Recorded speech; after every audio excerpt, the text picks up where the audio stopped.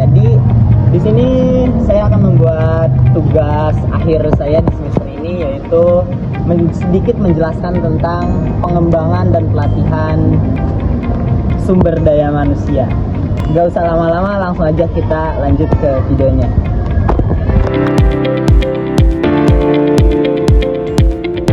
Yang pertama ada konsep dasar. Menurut Neo, pelatihan didefinisikan sebagai upaya terstruktur untuk membantu karyawan memperoleh pengetahuan, keterampilan, dan sikap yang diperlukan untuk melakukan pekerjaan secara efektif. Sedangkan menurut Aris Sarjito pada tahun 2023, ia mengatakan pelatihan dan pengembangan adalah proses yang memungkinkan individu memperoleh pengetahuan, keterampilan, dan sikap yang dibutuhkan agar dapat berkontribusi secara efektif terhadap pencapaian tujuan organisasi. Pelatihan berfokus pada peningkatan kemampuan untuk pekerjaan saat ini, current job oriented, sedangkan pengembangan berfokus pada persiapan karir masa depan, future job oriented. Sedangkan menurut konsep syariah, pelatihan dan pengembangan kerja tidak hanya berfokus pada produktivitas saja, tetapi juga membentuk sebuah karakter, sidik, amanah, tabligh, fatonah, dan syuja'ah. Ada beberapa landasan Al-Quran, salah satunya adalah Quran Surat Al-Mujadilah ayat 11, yang mana berbunyi, Yarfa'ullahu alladhina amanu minkum walladhina utul ilmi darajat.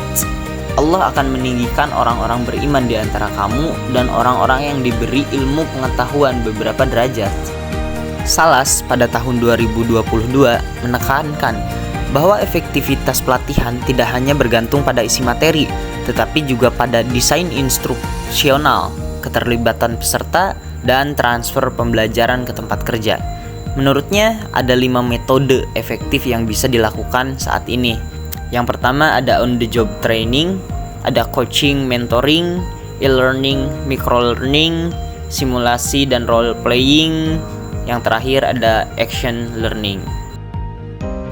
Selanjutnya ada faktor yang mempengaruhi partisipasi dan efektivitas dalam pelatihan. Menurut Sung and Choi, pada tahun 2023, mereka mengidentifikasi 2 faktor dominan yang mempengaruhi partisipasi karyawan dalam pelatihan. Yang pertama ada motivasi intrinsik, di mana motivasi ini tergantung daripada karyawan itu sendiri. Karyawan yang memiliki keinginan untuk berkembang cenderung lebih aktif dan menyerap materi pelatihan dengan baik. Yang kedua ada dukungan organisasi, termasuk dukungan dari atasan langsung, alokasi waktu kerja untuk pelatihan, insentif pasca pelatihan, dan budaya organisasi yang saling menghargai.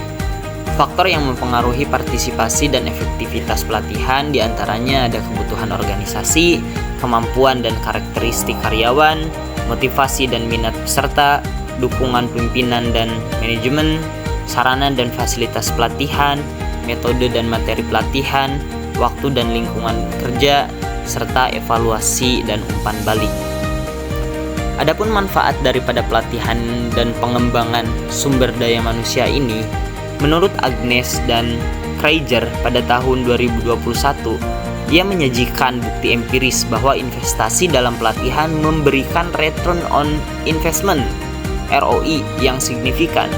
Yang pertama, bagi individu, meningkatnya kompetensi, kepercayaan diri, kepuasan kerja, dan mobilitas karir. Bagi tim, peningkatan koordinasi, komunikasi, dan kohesi kelompok. Bagi organisasi, peningkatan produktivitas, inovasi, kualitas layanan, retensi karyawan, serta pengurangan biaya akibat kesalahan operasional. Yang terakhir ada bagi masyarakat, tenaga kerja yang lebih terampil berkontribusi pada pertumbuhan ekonomi, pengurangan pengangguran, dan peningkatan kesejahteraan sosial. Selanjutnya ada indikator keberhasilan pelatihan dan pengembangan sumber daya manusia. Berdasarkan sintesis beberapa sumber yang telah kami kumpulkan, dapat disimpulkan bahwa keberhasilan pelatihan dan pengembangan bergantung pada integrasi antara strategi organisasi, desain pembelajaran, dan budaya kerja. Pertama, keselarasan strategi sangat penting. Platform pembelajaran berbasis AI dapat mempersonalisasi pengalaman belajar, melacak progres, dan merekomendasikan modul berikutnya berdasarkan kebutuhan individu. Selain itu, virtual reality mulai digunakan untuk pelatihan beresiko tinggi seperti operasi medis atau inspeksi pabrik. Salas dan kawan-kawan tahun 2022 menyarankan agar praktisi sumber daya manusia menggunakan prinsip-prinsip psikologi kognitif dalam pembelajaran dewasa. Dalam merancang program, misalnya pembelajaran harus aktif, relevan, memberikan umpan balik segera. Ketiga, peran teknologi tidak bisa diabaikan. Ada 4 evaluasi komprehensif yang harus dilakukan secara berkala. Yang pertama, direction, seberapa puas peserta terhadap pelatihan. Yang level kedua ada learning, apakah pengetahuan atau keterampilan dari peserta itu meningkat. Yang ketiga, behavioral, apakah perilaku kerja berubah setelah pelatihan. Yang keempat, results, apakah ada dampak pada KPI organisasi, misalnya peningkatan penjualan ataupun penurunan turnover. Tanpa evaluasi hingga level 3 atau 4, organisasi tidak dapat memastikan bahwa pelatihan benar-benar memberikan nilai tambah. Terakhir, kepemimpinan memainkan peran sentral. Pemimpin yang aktif mendukung pelatihan, misalnya dengan menjadi mentor, mengalokasikan waktu tim untuk belajar, atau mengakui pencapaian pembelajaran, akan menciptakan ekosistem pembelajaran yang berkelanjutan. Kesimpulannya adalah pelatihan bukan sekedar kegiatan administratif ataupun yang lainnya. Melainkan pelatihan adalah kegiatan membangun perusahaan itu sendiri ataupun organisasi secara berkelanjutan. Berdasarkan analisis yang telah kita lakukan, bahwa kita dapat menyimpulkan pelatihan itu bisa berjalan sempurna dan bisa efektif ketika 1. Analisis kebutuhan yang akurat. Yang kedua, desain pembelajaran yang kreatif dan inovatif.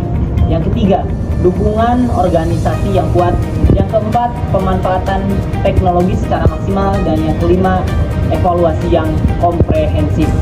Organisasi yang menganggap pelatihan itu bukan sekedar untuk membuang-buang biaya, melainkan inovasi jangka panjang. Itu saja yang bisa saya sampaikan, kurang lebihnya mohon maaf. Bila taufiq wal hidayah. Assalamualaikum warahmatullahi wabarakatuh.